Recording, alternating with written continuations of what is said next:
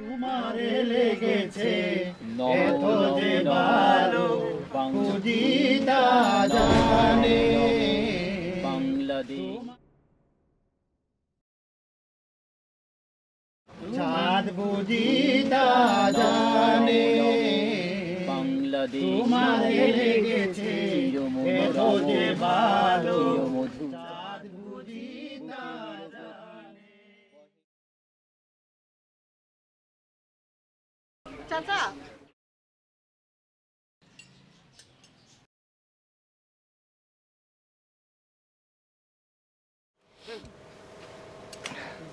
আসসালামু আলাইকুম, বসুন। গাড়ি ঠিক হয়নি? সরি ম্যাডাম, আর মাত্র 2-3 দিন লাগবে। শিট।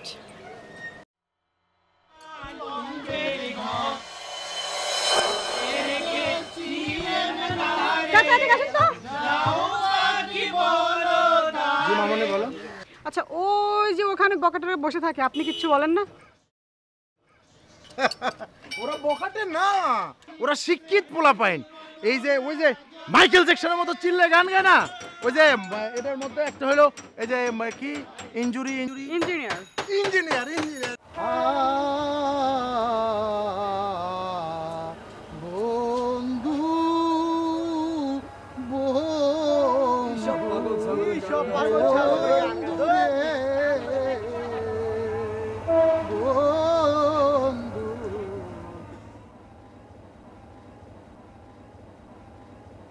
বেয়াদব পোলাপান, আমি এত সুন্দর গান করলাম আর আমার গান শুনে না। ওরা শিল্পীর কদর করতে জানে না। হ্যাঁ, তোদের দ্বারা কিচ্ছু হবে না।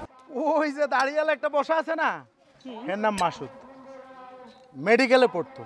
ওই যে কবিতা আছে না, কবিতার পাল্লায় পড়া সারাক্ষণ নেহারি আমারি নত শির ওই শিকর হিমাদ্রির বলবীর বল মহাবিশ্বের আকাশ ফাড়ি চন্দ্র সূর্য গ্রহ তারা ছাড়ি এই দাঁড়ারে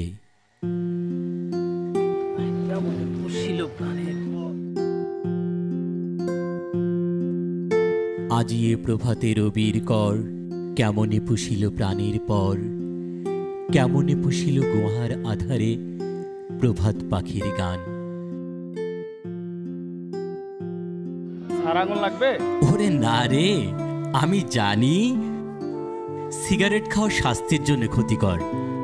ওই কলেজে পড়ার সময় বন্ধু বান্ধবের পাল্লায় পড়ে একটু আধটু খেতাম আর কি, ওই নেশাটাই এখনো ছাড়তে পারিনি। ওই যে তার পাশে একটা বসা আছে না, বাড়িঘরের নকশা বানায়, কি যেন কয়, ওহো আর্কিটেক্টস। টাকা দিবেন না? করে নিও। আর কত? প্রতিদিনই তো সিগারেট নেন, কত টাকা হয়েছে হিসাব রাখছেন? তুমি হিসাব রাখো, আমি একজন আর্কিটেক্ট, টাকার চিন্তা আমি করি না। কিছুদিনের মধ্যে দেখবা তোমার আশেপাশে যেসব ফাঁকা জায়গা পড়ে আছে আমার করা ফ্ল্যাট বাড়ি হবে। যাও, কথা দিলাম, বাকির টাকা যতই হোক তোমার নামে একটা ফ্ল্যাট লিখে দেবো। অগো 5 জনের মধ্যে সবচেয়ে বড় লোকের পোলা জীবন, বাপের মেলা টাহা, নিজেকে সব সময় ফিল্মের হিরো ভাবে। বাবা, আমার কিছু টাকা লাগবে। নিজে ইনকাম করলে হিরো করে বেরোয় যেত। আমি কাজ করলে বাংলাদেশ ভবিষ্যৎ হিরো হারাবে। তুই যা যা, আমার চোখের সামনে থেকে যা। যে ঘরে মিশা সওদাগরের মতো বাপ আছে সেই ঘরে আমি থাকি না, চললাম। যা যা, পকেটের টাকা যখন শেষ হয়ে যাবে তখন মিশা সওদাগরের কাছে এসে হাত পাততে হবে। ওই যে মাঝখানে যেটা বসে আছে না, মামুন, বিশাল শিক্ষিত পোলা, যে MBA না কি কয়,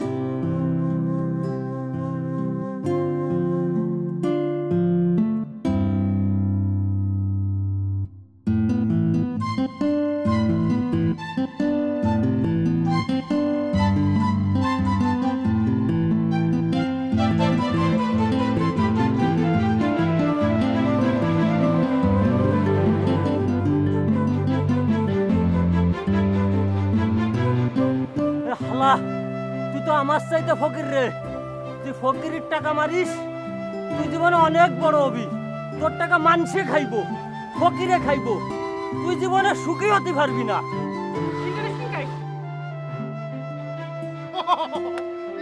ইন্টারেস্টিং।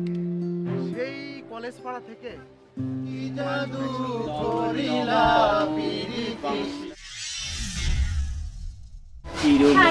আমি মিলি, আপনাদের সাথে পরিচিত হতে আসলাম। আমি রাসেল, সঙ্গীত শিল্পী। একটা গান শোনাই আপনাকে।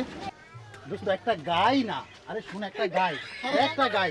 কত যে তোমাকে বেশেছি ভালো, সে কথা তুমি যদি জানতে, এই হৃদয় চিরে যদি দেখা যেত আমি যে তোমার তুমি মানতে।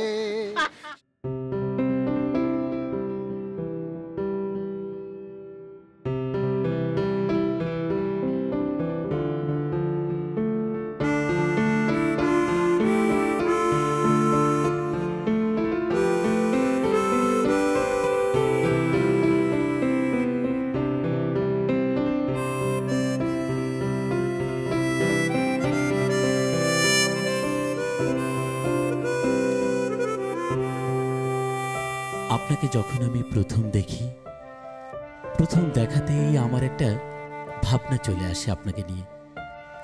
আমি ভাবছি শুধু আপনাকে নিয়ে। আপনাকে নিয়ে যত আমার এলোমেলো ভাবনা, অপরিপাটি ভাবনা, আপনাকে নিয়ে আমি কখনো ভাবি ওই যে বিশাল আকাশ, ওই আকাশটাকে মনে হয় তোমার মুখ, আর ওই চাঁদ, চাঁদটাকে মনে হয় তোমার কপালের টিপ, আর ধ্রুব তারা, ওটাকে মনে হয় তোমার কপালের তিল। বাহ, কি অসাধারণ সৃষ্টি তুমি বিধাতার! ভাগ্যের সুপ্রসন্নতায় কোনো এক রোদেরা দুপুরে তোমাকে এক চিলতে দেখার সৌভাগ্য হয়েছিল আমার। আর তারপর থেকেই তোমাকে নিয়ে আমার ভাবা, আর ভাবতে ভাবতেই আমার ভালো লাগার অনুভূতিগুলোকে একটু চাঙ্গা করে তোলা। সত্যি কথা কি, তোমারে তুরাগ নদীর পারে দেখেছি, তোমারে তুরাগ নদীর পারে, একা একা যাইও না গো কন্যা, তারপর তুমি আমি দেখেছি তোমারে তুরাগ নদীর পারে, দেখেছি তোমারে। গত রাতে তোমাকে নিয়ে একটা কবিতা লিখেছি, আজও মনে পড়ে। সেই প্রতি সাত সকালেই তুমি আমার ঘুম ভাঙাতে, আমি ঘুম জাগা চোখে দেখতাম তুমি দাঁড়িয়ে আছো ফুলের ঝুড়ি হাতে নিয়ে। তোমার একটাই বাহানা, আমাকে নিয়ে ফুল কুড়াতে যাবে। আমরা দুজনে মিলেই মালা কুড়াতাম, অথচ মালাটা গাঁথতে তুমি, আবার আলতো করে বলতে, দাও না পরিয়ে আমার গলে। আমি যখন তোমার গলে মালা পরাতাম, সেজন্য এক তোমার দীর্ঘ প্রতীক্ষার এক চমৎকার পরিণতি। এমনিভাবেই কেটেছে তোমার আমার এক চমৎকার সকালবেলা। তারপর তুমি আমি তুমি দুজনে ছুটোছুটি আর লুটোপুটি করতে করতে ছুটে যেতাম সেই বেলি ফুলতলায়। তোমার তুমি আর আমার তুমি, এই দুই তুমি মিলে। আপনার কবিতা খুবই অসাধারণ, যার কোনো তুলনা হয় না।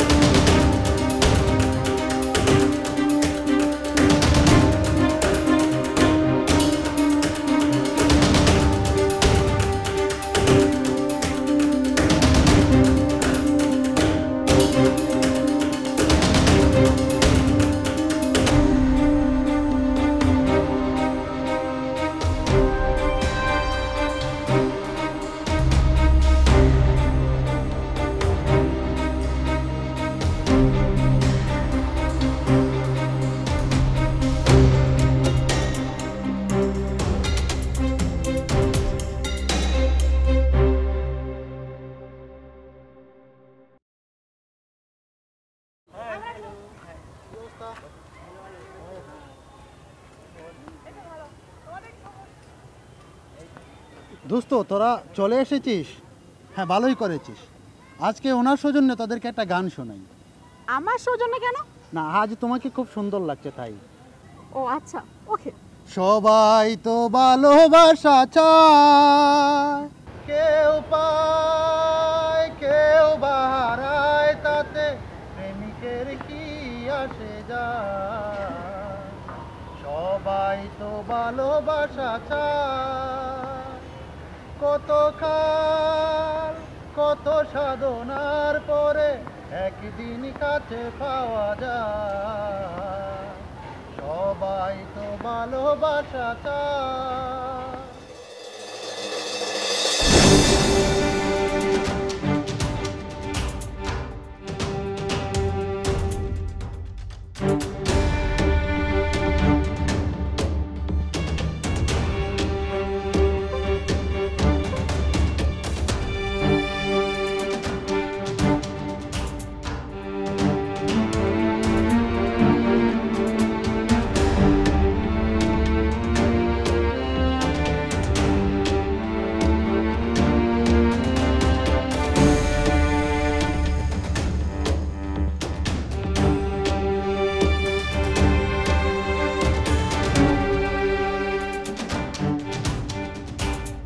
আপনাদেরকে মনে হয় কেউ টার্গেট করেছে, কিন্তু স্যার আমাদের তো তেমন কে কখনকার শত্রু হয়ে যায় তা কেউ জানে না।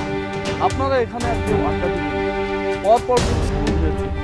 তাছাড়া দুজনেই আপনাদের বন্ধু।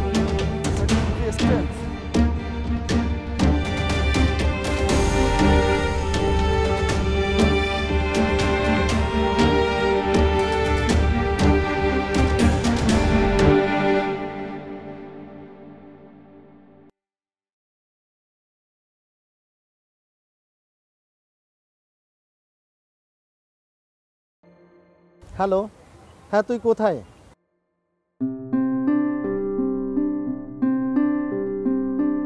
আচ্ছা সোহেল কোথায়? সোহেল, তুই কল করার সাথে সাথেই তো আর আমি জানাই দিলাম। এখন আসছে না কেন? দাঁড়া, একটু ওয়েট কর।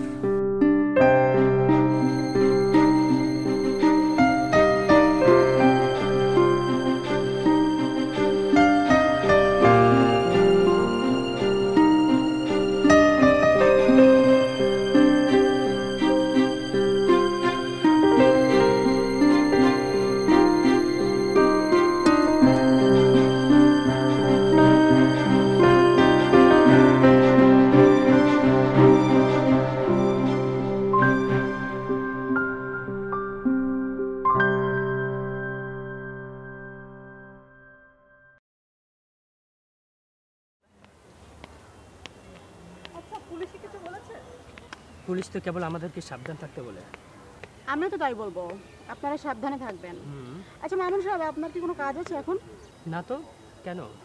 না, আমি একটু মার্কেটে যাব, একা একা যেতে ভয় করছে, সাথে গেলে একটু ভালো হতো। ওকে,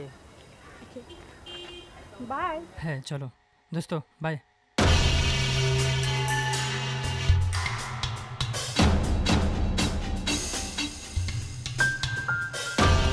কি ব্যাপার, কি হয়েছে? এভাবে চুপ করে আছেন কেন? না কিছু হয়নি। কিছু তো একটা হয়েছে, এরকম মন মরা থাকলে হবে, কিছু একটা বলেন। কি করে? যখন আমি আড্ডাখানায় ছিলাম না, তখন তো বেশ হইহুল্লোড় করতেন, আর আমি আসার পরে আপনাকে আর এগুলো করতে দেখিনি। কারণটা কি জানতে পারি? এখন আর ভালো লাগে। প্রথমে আমিও বিশ্বাস করিনি। গতকালকে মাত্র মার্কেটে গেলাম, রাতের বেলা কি থেকে কি হয়ে গেল, সকালে শুনি মামুন সাহেব খুন হয়ে। এখন তো মনে হচ্ছে এরপর আপনি। সম্ভব নয়। মানে? আমার কিছু হবে না, ওদেরকে আমি খুন করব।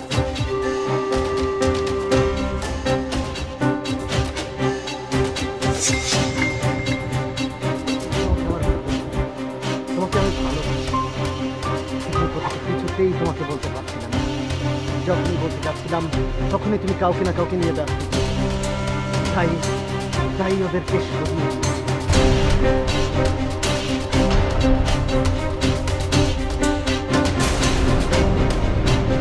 এবার মানে কি বলছেন আপনি? ব্যস্ত? এত কিসের ব্যস্ত? কি কথা বলো ওদের সাথে? কি কথা বলো ওদের?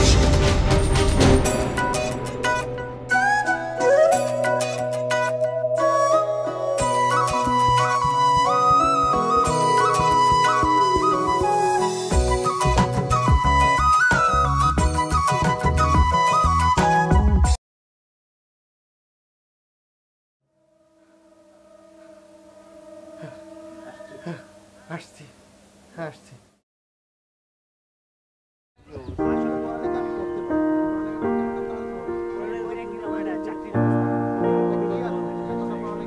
আমি এখনো একা চাকরি হয় না রে। একা একাই আমার জীবন কেটে গেল। পথে ভুলেছি তোমায়, কি আর তোমাকে নিয়ে আমি আমার নিজের বাড়ি চালাই। কিরে জীবন হিরো চুপ কেন? তোরা জানিস না বন্ধু আমার প্রেমে পড়েছে। ও তাই নাকি? কার প্রেমে? হ্যাঁ, তোরা দেখিসনি মিলির সাথে কথা বললে কার জানি গা জ্বলে। তোরা টের না পাইলেও আমি ঠিকই টের পেয়েছি। কিরে কি হয়েছে তোর? আরে কাঁদছিস কেন? কি হয়েছে বলবি তো? আরে কাঁদছিস কেন বল? কিরে দোস্ত, তোর কি হয়েছে? আরে কাঁদছিস কেন বল না বেটা? বল না দোস্ত, বল কি হয়েছে? দেখছিস না কেমন লাগে? আরে ঘটনাটা কি হয়েছে? বলবি তো? টাকাই করে যাচ্ছি, বলবি তো আমাদের? ও কেঁদেই যাচ্ছে। বল না, তুই না বললে বুঝবো কিভাবে? বল